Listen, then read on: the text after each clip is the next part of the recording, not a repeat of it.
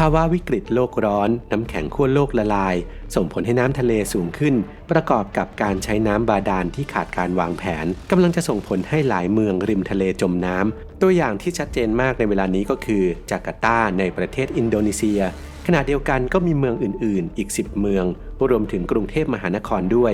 รายละเอียดจะเป็นอย่างไรไปติดตามกันได้ในจาการ์ตาเมืองที่ทรุดตัวเร็วที่สุดในโลก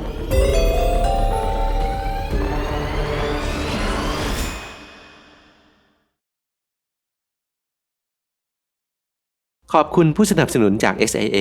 สยามอินเตอร์การประมูลง่ายๆใครๆก็ประมูลได้รถมือสองมากกว่า 4,000 คันต่อเดือนซื้อไปใช้ก็ได้ซื้อไปขายก็ดี 1. บางส่วนของจาการ์ตาอาจจมน้ำภายในปี 2050 กรุงจาการ์ตาเมืองหลวงของประเทศอินโดนีเซียที่มีผู้อยู่อาศัยถึง10ล้านคนเป็นเมืองที่กำลังทรุดตัวเร็วที่สุดในโลกแห่งหนึ่งหากไม่มีมาตรการจัดการเร่งด่วนผู้เชี่ยวชาญระบุว่าบางส่วนของเมืองอาจจมอยู่ใต้น้ำได้ภายในปี 2050 จาการ์ตาตั้งอยู่ติดกับทะเลชวามีแม่น้ำ13สายไหลผ่านเมืองจนทำให้พื้นที่แห่งนี้เกิดเหตุน้ำท่วมบ่อยครั้งขณะที่ผู้เชี่ยวชาญคาดว่าสถานการณ์กำลังจะแย่ยิ่งขึ้นเพราะไม่ใช่แค่เกิดน้ำท่วมแบบคาดเดาไม่ได้แต่เมืองขนาดใหญ่นี้กำลังจะทรุดตัวหายไปแฮร์รี่แอนเดรสผู้ศึกษาเรื่องการทรุดตัวของกรุงจาการ์ตามา20ปีที่สถาบันเทคโนโลยีบันดุงกล่าวว่าไม่ใช่เรื่องล้อเล่นอีกต่อไปและ 95% ของพื้นที่ตอนเหนือของกรุงจาการ์ตาซึ่งอยู่ติดกับทะเลชวาจะจมน้ำภายในปี 2050 เนื่องจากแผ่นดินทางตอนเหนือของจาการ์ตาทรุดตัวราว 25 เซนติเมตรต่อปีขณะที่ช่วง 10 ปีที่ผ่านมาบริเวณตอนเหนือของจาการ์ตาทรุดตัวลงไป 2.5 เมตรและบางส่วนยังคงทรุดตัวต่อเนื่องถึง 25 เซนติเมตรต่อปีถือว่ามากกว่าค่าเฉลี่ยของเมืองริมชายฝั่งใหญ่ๆทั่วโลกถึงกว่า 2 เท่าตัวโดยเฉลี่ยแล้วจาการ์ตาทรุดตัวลงราว 1-15 เซนติเมตรต่อปีและเกือบครึ่งเมืองอยู่ในระดับต่ำกว่าระดับน้ำทะเลแฮร์รี่แอนเดรสกล่าวว่าอีก 95% ของพื้นที่ตอนเหนือของกรุงจาการ์ตาซึ่งอยู่ติดกับทะเลชวาจะจมน้ำภายในปี 2050 2. ประชาชนท้องที่พยายามแก้ปัญหาแต่ไม่สำเร็จ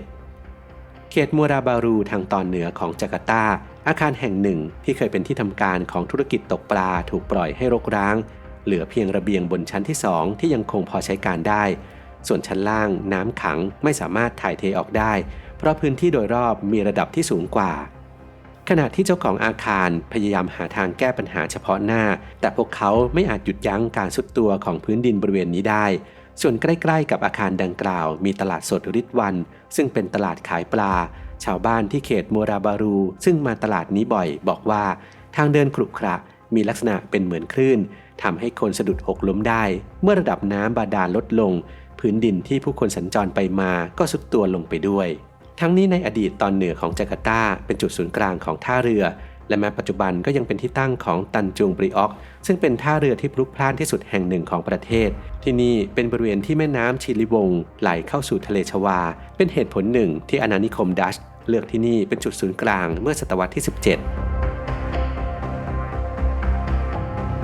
3. สถานการณ์จะเห็นเด่นชัดมากในทุกๆ6เดือนฟอร์ตูนาโซเฟียซึ่งอาศัยอยู่ในบ้านหรูริมทะเลบอกว่าเธอเห็นร่องรอยการทรุดตัวของบ้านในทุกๆ6เดือนจากรอยแตกที่เสาและกำแพงแต่ทำได้เพียงพยายามซ่อมไปเรื่อยๆขณะที่ผู้รับเหมาบอกว่านี่เป็นสาเหตุของแผ่นดินที่เคลื่อนตัวขณะที่ชาวประมงบอกว่าคลื่นที่นี่สูงขึ้นราว5เซนติเมตรทุกปีจนต้องสร้างเขื่อนกั้นน้ำส่วนเอ็ดดี้การเนโฟประธานคณะกรรมการที่ปรึกษาขององค์กรเพื่อการพัฒนาบ้านจัดสรรบอกว่าเขาได้พยายามเรียกร้องให้รัฐบาลหยุดการพัฒนาที่ดินบริเวณนี้โดยเปิดให้มีการสร้างอพาร์ตเมนต์หรูแต่ก็ไม่เป็นผลและยังมีการจัดทำโครงการต่อไปตราบใดที่ยังสามารถขายได้ 4. ปัจจัยหลักที่ทำให้เกิดการทรุดตัวการเปลี่ยนแปลงสภาพภูมิอากาศเป็นสาเหตุสำคัญความร้อนและการละลายของน้ำแข็งที่ขั้วโลกทำให้น้ำทะเลเพิ่มสูงขึ้นซึ่งส่งผลต่อเมืองริมชายฝั่งทั่วโลกแต่ความเปลี่ยนแปลงที่เกิดขึ้นอย่างรวดเร็วในจาการ์ตาทำให้ผู้เชี่ยวชาญกังวลนอกจากนี้การสูบน้ำบาดาลซึ่งเป็นแหล่งน้ำกินน้ำใช้ของคนในเมืองเพราะผู้คนไม่สามารถพึ่งน้ำประปาได้ และคนในพื้นที่ส่วนใหญ่ก็ไม่มีทางเลือกที่แย่กว่านั้นการขาดความเข้มงวดในการบังคับใช้กฎเกณฑ์ในการขุดน้ำบาดาลก็เป็นอีกสาเหตุ 5. รัฐบาลท้องถิ่นยอมรับว่ามีปัญหาเรื่องการสูบน้ำใช้รัฐบาลท้องถิ่นออกมายอมรับว่ามีปัญหาเรื่องการสูบใช้น้ำบาดาลอย่างผิดกฎหมายจริงและจากการเข้าไปตรวจสอบอาคาร80แห่งบนถนนตำรินในตอนกลางของเมืองจะพบว่ามีอาคาร33จาก56แห่งที่สูบน้ำบาดาลใช้อย่างผิดกฎหมายซึ่งนายกเทศมนตรีกรุงจาการ์ตาอานิส บัสเวดันระบุว่าผู้ที่สูบน้ำบาดาลจะต้องมีใบอนุญาตซึ่งจะทำให้ทางการทราบได้ว่ามีการสูบน้ำบาดาลมาใช้มากน้อยเท่าไหร่ทางการยังหวังอีกว่าการลงทุน 40,000 ล้านดอลลาร์สหรัฐเพื่อสร้างกำแพงกั้นน้ำเกรทการูดายาว32กิโลเมตรรอบอ่าวจาการ์ตารวมถึงเกาะเทียมที่สร้างขึ้น17แห่งจะช่วยบรรเทาการทรุดตัวของกรุงจาการ์ตาได้ 6. แนวทางการแก้ปัญหารัฐบาลอินโดนีเซียได้รับการสนับสนุนโดยรัฐบาลเนเธอร์แลนด์และเกาหลีใต้สร้างกำแพงกั้นน้ำเกรทการูดายาว32กิโลเมตรรอบอ่าวจาการ์ตารวมทั้งสร้างทะเลสาบขึ้นมารองรับน้ำที่ระบายจากแม่น้ำและช่วยในกรณีมีฝนตกหนักขณะที่หลายฝ่ายเชื่อว่ามาตรการเหล่านี้ช่วยอะไรได้ไม่มากและหนทางเดียวคือการห้ามใช้น้ำบาดาลและให้หันไปพึ่งแหล่งน้ำอื่นไม่ว่าจะเป็นน้ำฝนน้ำจากแม่น้ำหรือน้ำประปาจากแหล่งเก็บน้ำส่วนนายกเทศมนตรีกรุงจาการ์ตาอานิส บัสเวดันระบุว่าอาจไม่ต้องใช้มาตรการสุดโต่งเช่นนั้นเขามองว่าน่าจะอนุญาตให้คนสูบน้ำบาดาลต่อไปได้เพราะตราบใดที่มีการทดแทนน้ำกลับไปที่เดิมด้วยการขุดรูเส้นผ่าศูนย์กลาง10เซนติเมตรและลึก100เซนติเมตรเพื่อให้ดินได้รับน้ำกลับคืนแผ่นดินก็จะไม่ทรุดตัวลงอย่างไรก็ตามฝ่ายที่ไม่เห็นด้วยบอกว่านี่เป็นการทดแทนน้ำในระดับผิวเผินเท่านั้นเนื่องจากการสูบน้ำบาดาลทั่วกรุงจาการ์ตาอยู่ในระดับลึกหลายร้อยเมตรจากพื้นดินส่วนอีกแนวทางที่เป็นไปได้คือการบรรจุน้ำคืนซึ่งเป็นเทคโนโลยีต้นทุนสูงที่ญี่ปุ่นใช้เมื่อประสบปัญหาดินทรุดเมื่อ50ปีก่อนนอกจากนั้นรัฐบาลยังจำกัดจำนวนการสูบน้ำบาดาลและยังบังคับให้กิจการธุรกิจใช้น้ำที่มาจากการฟื้นฟูสภาพอีกด้วยซึ่งญี่ปุ่นก็ประสบความสำเร็จในการแก้ปัญหานี้ส่วนแฮร์รี่แอนเดรียสจากสถาบันเทคโนโลยีบันดุงบอกว่าจาการ์ตาต้องการแหล่งน้ำทางเลือกและอาจต้องใช้เวลาถึง10ปีในการทำความสะอาดน้ำในแม่น้ำเขื่อนและทะเลสาบเพื่อนำมาใช้เป็นระบบประปาได้ 7. เมืองอื่นๆอีก10แห่งรวมกรุงเทพที่เสี่ยงจมน้ำเมืองอื่นๆอีก10เมืองที่เสี่ยงต่อการจมน้ำเช่นกันประกอบด้วย 1. ลากอสแห่งไนจีเรียเนื่องจากชายฝั่งต่ำของลากอสยังคงกัดเซาะและทะเลที่สูงขึ้นเพราะภาวะโลกร้อนทำให้เมืองใหญ่ที่สุดของแอฟริกานั้นตกอยู่ในอันตรายจากน้ำท่วมโดยการศึกษาในปี 2012 จากมหาวิทยาลัยพริมัตพบว่าระดับน้ำทะเลที่สูงขึ้นจาก 3-9 ฟุตจะส่งผลร้ายต่อกิจกรรมของมนุษย์ในภูมิภาคเหล่านี้และคาดว่าระดับน้ำทะเลทั่วโลกจะเพิ่มขึ้น 6.6 ฟุตภายในปลายศตวรรษนี้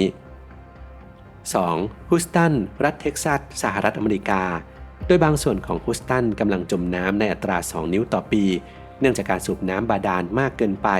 รวมทั้งมีความเสี่ยงต่อภัยพิบัติบ่อยขึ้นเรื่อยๆเช่นเฮอริเคนฮาวีซึ่งสร้างความเสียหายแก่บ้านเรือนเกือบ 135,000 หลังและพลัดถิ่นประมาณ 30,000 คน 3. ทาก้าบังคลาเทศทาก้าปล่อยมลภาวะ 0.3% ที่นำไปสู่การเปลี่ยนแปลงสภาพภูมิอากาศอย่างไรก็ตามบังคลาเทศกำลังเผชิญกับผลกระทบที่ใหญ่ที่สุดของระดับน้ำทะเลที่สูงขึ้นมหาสมุทรอาจท่วม 17% ของแผ่นดินบังคลาเทศและจะมีคนพลัดถิ่นประมาณ 18 ล้านคนในปี 2050 4. เวนิสแห่งอิตาลีเวนิสกำลังจมในอัตรา 0.08 นิ้วทุกปีโดยอิตาลีเริ่มสร้างกำแพงกั้นน้ำท่วมซึ่งประกอบด้วยประตู 78 แห่งผ่านทางเข้า 3 แห่งในปี 2003 เป็นที่รู้จักในนามโมเซ่สิ่งกีดขวางนั้นแล้วเสร็จในปี 2011แต่คาดว่าจะพร้อมใช้ในปี 2022 ทั้งนี้เมื่อเกิดพายุหลายครั้งในเวนิสในปี 2018 ทำให้น้ำท่วมเป็นสิ่งที่เลวร้ายที่สุดที่เมืองเคยเห็นในรอบทศวรรษ 5. เวอร์จิเนียบีชแห่งรัฐเวอร์จิเนียสหรัฐอเมริกาเวอร์จิเนียบีชเป็นอีกหนึ่งเมืองที่มีอัตราที่เร็วที่สุดของระดับน้ำทะเลที่สูงขึ้นบนชายฝั่งตะวันออก โดยคำนึงถึงทั้งระดับน้ำที่เพิ่มขึ้นและพื้นที่ที่กำลังจมด้านสำนักงานบริหารมหาสมุทรและบรรยากาศแห่งชาติประเมินว่าเวอร์จิเนียบีชสามารถอยู่ในจุดที่ระดับน้ำทะเลสูงขึ้นเกือบ12ฟุตในปี 2100 6. กรุงเทพมหานครแห่งประเทศไทยกรุงเทพกำลังจะจมในอัตรามากกว่า1เซนติเมตรต่อปีและอาจจะต่ำกว่าระดับน้ำทะเลในปี 2030 สำนักข่าว The Guardian เคยเผยแพร่ข้อมูลโดยประเทศไทยประชากรมากกว่า10%อาศัยอยู่ในพื้นที่ที่จะเกิดจมน้ำภายในปี 2050 ซึ่งเมื่อเทียบกับการศึกษาก่อนหน้าอยู่แค่ 1% ทำให้ตอนนี้กรุงเทพนั้นอยู่ในสถานะอันตรายอย่างยิ่ง 7. นิวออร์ลีนส์แห่งรัฐลุยเซียนาสหรัฐอเมริกาบางส่วนของนิวออร์ลีนส์กำลังจมลงในอัตรา 2 นิ้วต่อปีและอาจอยู่ใต้น้ำในปี 2100 จากการศึกษาของนาซาในปี 2016 อีกทั้งบางส่วนของนิวออร์ลีนส์ยังอยู่ต่ำกว่าระดับน้ำทะเล 15 ฟุตและที่ตั้งบนสามเหลี่ยมปากแม่น้ำก็เพิ่มการสัมผัสกับระดับน้ำทะเลที่สูงขึ้นและน้ำท่วมแล้ว 8. รอตเตอร์ดัมแห่งเนเธอร์แลนด์จากข้อมูลของ The New York Times พบว่า 90% ของเมืองรอตเตอร์ดัมอยู่ต่ำกว่าระดับน้ำทะเลเมื่อระดับมหาสมุทรสูงขึ้นความเสี่ยงของการเกิดน้ำท่วมก็จะเพิ่มขึ้น 9. อเล็กซานเดรียแห่งอียิปต์ชายหาดของอเล็กซานเดรียหายไปเนื่องจากระดับน้ำทะเลยังคงสูงขึ้นทะเลเมดิเตอร์เรเนียนอาจสูงถึง 2 ฟุตในปี 2100 ตามข้อมูลของ NPR 10. ไมอามี่แห่งรัฐฟลอริดาสหรัฐอเมริกาโดยเจฟกูเดลผู้เชี่ยวชาญด้านสิ่งแวดล้อมเคยกล่าวว่าไม่มีสถานการณ์ใดที่คุณสามารถนึกได้ว่าไมอามี่มีอยู่เมื่อปลายศตวรรษโดยระดับน้ำทะเลของไมอามี่เพิ่มขึ้นในอัตราที่เร็วกว่าในพื้นที่อื่นๆของโลกทำให้เกิดน้ำท่วมส่งผลให้น้ำดื่มเกิดการปนเปื้อนและสร้างความเสียหายอย่างใหญ่หลวงต่อบ้านเมืองได้ทั้งนี้ในไม่ช้าเมืองเหล่านี้อาจจะต้องยกโครงสร้างให้อยู่เหนือน้ำขึ้นไปอีกไม่เช่นนั้นก็จะจมหายกลายเป็นเมืองใต้ทะเลอย่างไรก็ตามทั้งหมดนั้นเป็นเพียงการคาดการณ์ล่วงหน้าซึ่งสถานการณ์สามารถเปลี่ยนแปลงในลักษณะเร็วขึ้นหรือช้าลงก็ได้ขึ้นอยู่กับการแก้ไขปัญหาของผู้นำและปัจจัยภัยพิบัติของโลกครับ